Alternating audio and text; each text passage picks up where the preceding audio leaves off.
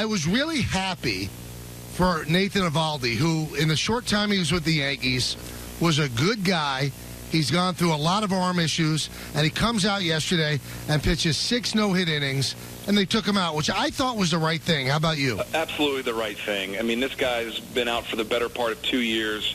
He throws 100 miles an hour. He's a max effort guy. That's why his elbow kind of blew up in the first place. The last thing you want to do with this guy is extend him just because he has a no-hitter. It's just not worth it. From any standpoint this early in a comeback like that, it's not worth it. And did you like him as a teammate? Oh, he was the best. I really enjoyed Evo. I mean, he was one of those guys that every time he was on the mound, he had a chance to do something special. And I think hopefully this time away has allowed him to appreciate, being able to play this game, maybe pick up on some things, learn how to pitch a little bit more, because if you match that arm with a little bit of a pitching ability, he can be special. And, getting back to taking him out after 6, you're talking about 3 more innings, Mark. If you're going to throw 15 pitches, right, that's usually the amount that you like to have per inning as a starter. That's a lot of pitches. That's 3 more innings. 45 more pitches. How far do you want to push a guy? I can see if it's after 8, you'd love to be able to squeeze more and more. That's 3 more innings. That's a lot of pitches. Yeah, Don, the guys that are complaining about this right now don't know baseball, really don't understand Tommy John surgery and how tough it is to come back from, and how you really need to take it easy on guys. And Nathan will tell you, if I pitched a no-hitter but then never had another good game or never had a good season because it messed me up after this surgery, it wouldn't be worth it. So I think it's a silly argument, and the guys that really know baseball are saying it's the right move. Let's settle a little bit of a discussion we had earlier. I look at the Mets, and I look at a team with the glass half full. I mean, the injury list is staggering, and the players on that list are very, very good players and important to what they do. Now, you could look at the way they've played and go, they're not going anywhere, they're underachieving. Mark, I'm of the firm belief that they're overachieving, that this team is simply not good without all the players that they need and all the players that are on the DL. Your take? I don't disagree with that at all, Michael. I mean, if you look at the Mets, they're near the bottom of the league, the bottom of all of baseball in runs scored. They're not hitting the ball at all. Their pitching is kind of average. And with the injuries, this team could easily be 5 games under 500 right now. And also, you haven't had the drama of years past with the Mets. I mean, it's Harvey's gone now. I think that's probably taken everybody a big sigh of relief now. They don't have to answer about the Matt Harvey questions, and the GM and the manager don't have to answer about it. I think this team, once they get healthy, can still make a little run here. The Braves have come down to earth a little bit. The Phillies have come down to earth. But the problem is now the Nationals are good again. So it's almost like the balance of power has gone back to where it's supposed to be in the NL East. And the Mets need to get really healthy if they're going to make a run at a wild card. And the best news is that the National League isn't very good. As you said, the Nationals got hot. They're 10 games above 500. But you look out west, you look at the Central. I mean, Milwaukee's off to a great start. But does it concern you as a baseball fan that there seems to be just so many limited teams? We may see 3 or 4 teams lose 100 games this year. Yeah, that's the nature of pro sports nowadays, though. It's the tanking environment that we're in. It works. You have to be good at it.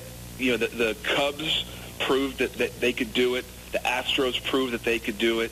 You're bad for a few years to get those draft picks, to get your minor league stocked up, trade some veterans, get some more prospects. And I think a lot of teams out there are just going through that, through that exercise right now. You're going to have multiple teams lose 100 games every year from here on out because of the tanking aspect. Let's talk about injuries. So you've got Cespedes, who's now out with a hip flexor, and Sandy Alderson said it's longer than we thought he'd be out. We read the injury list on the Yes Network every night, and every night there's another injury to Jacoby Ellsbury. It's unbelievable. It almost becomes laughable unless if you're Jacoby Ellsbury. Now, you're a guy, your career was derailed at the end because of injuries, but do players that are healthy and playing sometimes doubt the veracity of injuries of other players? You know what? That's a really tough subject, Michael, because, yes, the fact of the matter is there are certain guys who are, quote-unquote, tough guys that play through everything, and there's other guys that, maybe teammates or the media labels as soft. And, rightly or wrongly, Jacoby Ellsbury is in that conversation right now. I always knew Ellsbury as someone that played through stuff. He's just a delicate guy. It's like David Wright. You think David Wright's being soft right now? Absolutely not. So you get labeled earlier in your career. The thing that I was lucky is that I didn't really start getting hurt till my early to mid-30s, when it's easier to get hurt and it's kind of more understandable. I have a tough time. It's really hard for me to see guys. It kind of breaks my heart to see 22, 24, 26-year-olds that are constantly getting hurt, because that's when you're young and you're vibrant and you should be on the field 150-plus games a year. That's the tough thing when you see these young guys keep getting hurt. Do players hear the whispers? Absolutely. When they're hurt? I mean, No from doubt. their team and sometimes from the organization? No doubt. I remember I heard the whispers when I fouled that ball off my shin back in 2015. I was having an all-star season. We were getting ready for the playoffs. I was excited. 1st of September, I fouled a ball off my shin, and I'm telling everyone, like, guys, I'm struggling here. But the media, I'm not saying it was you at ESPN Radio, Michael, but there are certain guys that are like, hey, why isn't Tex on the field? Well, found out a week and a half later I had a broken leg. But, it doesn't matter what the situation is. There are going to be certain members of the media that start whispering, and then teammates that hear these things, they start whispering, and all of a sudden it snowballs to a point where a player can't even defend himself because he's the only one that knows the pain. He's the only one that really knows what he's going through. Not much to complain about with the Yankees. They just keep winning, but they also win a lot of games late. What is it, Michael? 5 times they've won games when trailing going into the 9th inning, which is just an incredible stat. But can that be at times fool's gold, where you rely upon the late comeback to win games, or does that show you the character of the team that they're never out of it? It's a great question, but it shows me the character of this team. In 2009, we had a team that came back. I want to say we had 11 or 13 walk-off wins. It was something crazy. The reason we had so many walk-off wins is because we never felt like we were out of the game. And that's what this team is feeling right now. This team is so talented. They have so much confidence. They have a manager that never panics, that's very calm, that as long as you're within 4 or 5 runs, that you're always in the game with this offense. And also the bullpen. The last guy in the bullpen with the Yankees has a chance to go out there and throw 2 or 3 scoreless innings.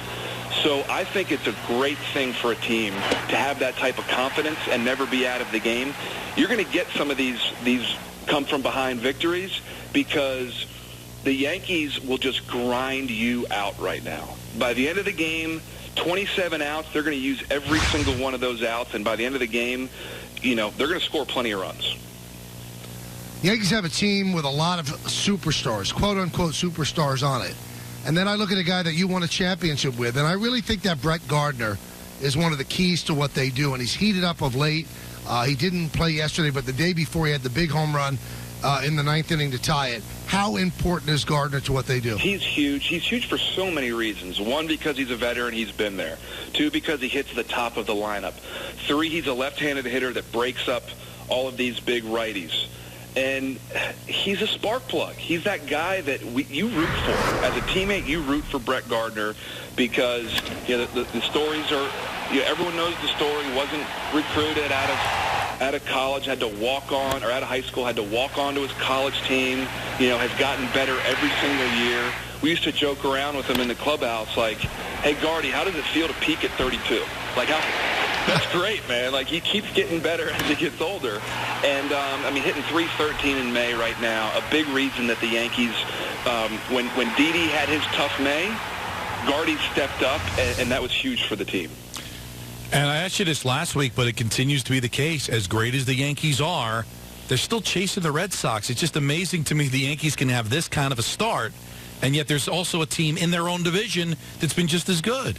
This is incredible that arguably the 2 best teams in baseball, I'll throw the Astros in as the top 3, are in the same division, and it just happens to be the Yankees and Red Sox.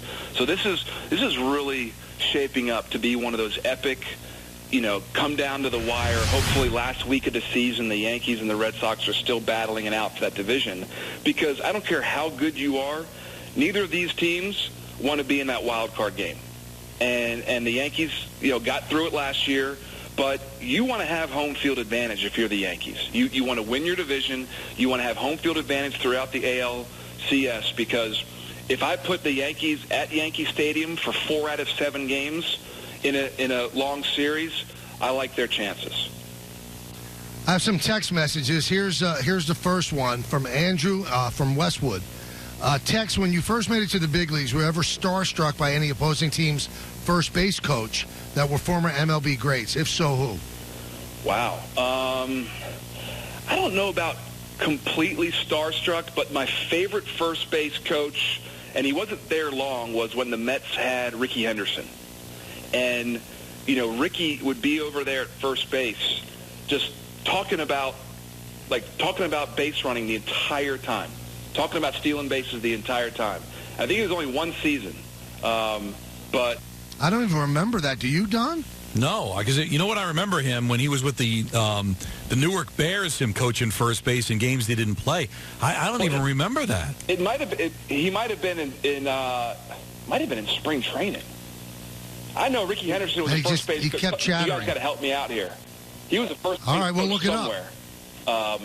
But he was the one guy that, as a first base coach, I was like, this is so cool. That's Ricky Henderson, and he's talking about base running when I'm at first base the whole game. Greatest base stealer of all time. You got to. Dave from Far. I said you got to find out exactly where he coached, though, because we will check it out. Things are starting to melt together a little bit for me. Dave from Far Rockaway said, if the Yankees get Bumgarner, can you say that they are better than the Astros? Yes. I don't think they're going to get Bumgarner, but I think that would be the one thing that tips him over the scales. I think the Astros, in a long series with their pitching, is just a hair better than the Yankees right now. But you add one more starting pitcher, especially a guy like Bumgarner, it tips the scales in the Yankees' favor. Ron Lupe from Chatham, New Jersey asked, with Aaron Hicks struggling, do the Yankees need to consider bringing up Clint Frazier? I don't think so, because I think in the long run, Aaron Hicks is a difference maker. He's a switch hitter that's a great defender. He's got power. I just think you don't give up on a guy that talented in May. By the way, on Wikipedia, it does say Ricky Henderson was the first base coach in 2007. With the Mets, he replaced Howard Johnson. I mean, you guys were. I was doubting myself, guys. I mean, I was really. I don't have any recall of that. It's so panicking. Weird. I was literally panicking because I thought that I made my first huge gaffe on the Michael Kay show. Because I'm just looking at specifically, he replaced Howard Johnson on July 13th, so it was midway through the season. And then it was done after the season, so I just didn't remember that. Yeah, halfway through the year. So I guess you caught him, with the Braves. I was with the Braves in 07. Oh, with the Braves. Yeah, and wow. And the reason that I loved Ricky, my best friend growing up is my cousin, and his favorite player is Ricky Henderson. So I remember him, calling me right after the game. He's like, hey, did you talk to Ricky? Did you talk to Ricky? And I'm like, well, he talked to me the whole game. But that was fun. I know. I'm sorry, Michael. Go ahead. No, you go. I know that you say you don't root for a lot of other sports besides baseball, and you said that you're not a hockey fan, but I'm sure you're hearing or seeing, the expansion Vegas Golden Knights in the Stanley Cup Final and could actually win a championship. Well, are you a Caps fan, Tex, or no? I am not. I'm not a hockey fan at all, guys. I hate to say it. I have so many sports that I enjoy watching casually. I can't add another thing. I mean, I'll catch the NBA Finals. I'll catch a golf tournament. The majors. I'll catch a big tennis final. I'll catch all kinds of stuff. I can't add anything else. No, but that's fine. And I'm not going to ask you specifically about hockey, but my point is it's an expansion team where the majority of the roster were guys that were left unprotected by other teams. You know how the expansion draft works. Yeah. And they've talked openly about how they felt like, hey, we're a bunch of misfits. We're disrespected guys. Our teams didn't want us. We've all collected in that room. I mean, how much do you buy into the fact that guys can kind of rally around that type of thing and maybe believe in themselves a little bit more and get more out of themselves because of that whole disrespect factor? I absolutely believe in it. I think it is, when you get drafted in the expansion draft, it's very similar to getting traded at the deadline in baseball. You go from being in a situation where maybe you're not wanted, or it's not the best situation for you personally or professionally, and someone takes you and says, we want you, we need you, we think you can help us win. It's a boost of confidence, and you have an entire team that has that attitude right now. And I think the caveat to this expansion draft with the Golden Knights is that you have analytics departments now in all sports that are really smart. And so these guys, I did read a great article about the Vegas expansion draft. They had a group of GMs and analytics guys in a room together talking about every single player that's out there, everyone that could be traded for, every free agent, the expansion draft. And so the amount of knowledge and the amount of information that these guys gathered really helped them in the end, because the whatever formula they put together, it's obviously worked. Now, I have further confirmation, Mark. The great Willie Randolph, listening to the show, said Ricky was my first base coach. Yep. I'm so not you're crazy. Right again. I thought I had made a huge gaffe, guys. I thought I'd gone crazy, and I was never going to get asked back to be on the show. No. And it was going to be, but yeah. No, crazy would have you on twice a week. What it is, too, it's my defense mechanism, because 2007 did not end well. Oh, it sure did. If you remember, Michael, the immortal Tomas Glavine on the last day of the season, melting down and not making it out of the first inning. So forgive me, Willie, if I've tried to kind of get rid of a lot of that 2007 season out of my mind. Well, can I tell you how much fun the 2007 Mets-Braves games were? I got traded at the deadline to try to put the Braves over the edge, and we ended up not making the playoffs. But the Mets, Braves, and Phillies were all battling it out at the end of the season there. Going into Shea Stadium, it was rocking, so much fun. The Mets were really good. I remember how good they were. But obviously the collapse, it made it all for naught. But those were some really fun games. Now, Mark, before we let you go, did you or your wife ever have burner phones for Twitter to defend you during your time with the Yankees? Oh, my God. How crazy is that? There are things that you say on Twitter that you're like, maybe I shouldn't have said that. But to think that you're going to create a brand new account with a burner phone just so you can rip people, like, there's something wrong with you. That's like psychotic. I do not understand that at all. I really wish I would have thought of it. Well, it's one way to go, Michael. I wouldn't recommend it, but I will tell you this, and you can speak to this. Like, when I was young in this business, I wasn't married. My mom used to get upset at anything that was said negative about me. And you've got a family behind you. The families do get upset. They want some sort of outlet. And maybe the wife thought that this is some way to have an outlet. Yeah, that's a great point. And the way that I did it, my entire career, my wife and I kind of had an agreement that she wasn't going to read the papers. She wasn't going to watch the news shows. I wasn't going to bring home bad games. And it was a little bit out of sight, out of mind. She knew when I wasn't playing well, but it's not like she came home from a game and said, "Did you hear what Michael Kay said about you on the Yes Network? Did you hear what so-and-so said about you? Did you hear this guy wrote about you?" That was an agreement that we had that it made my professional and personal life so much easier during my career. I bet it did. That was a smart thing. I'm glad she didn't tell you what I said. Now we're friends.